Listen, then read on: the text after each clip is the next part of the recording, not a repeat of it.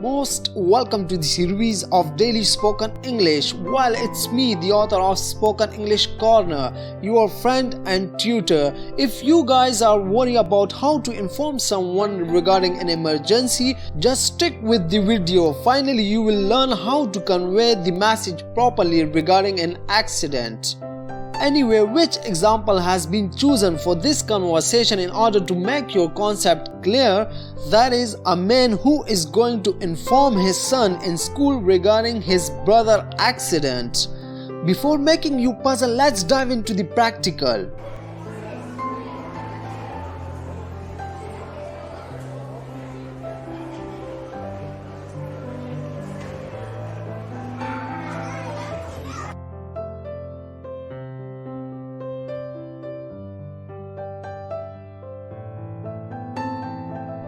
Good morning, may I help you? Good morning, I am Mike Logan's father. His brother had an accident this morning. I'm so sorry to hear that. Mr. Logan, I hope it isn't serious. I don't think so, but he is in the hospital under observation. I'm going to the hospital now, and I would like Mike to come too.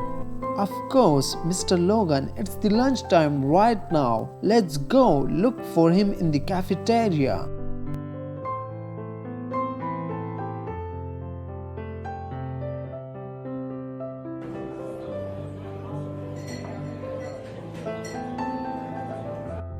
Who are you looking for?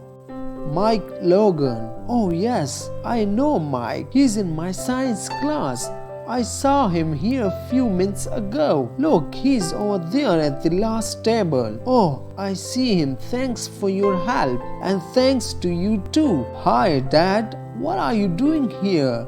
Well, Sam had an accident this morning. Oh no, what happened? He slipped and fell from a truck. He broke his wrist. It isn't too serious then.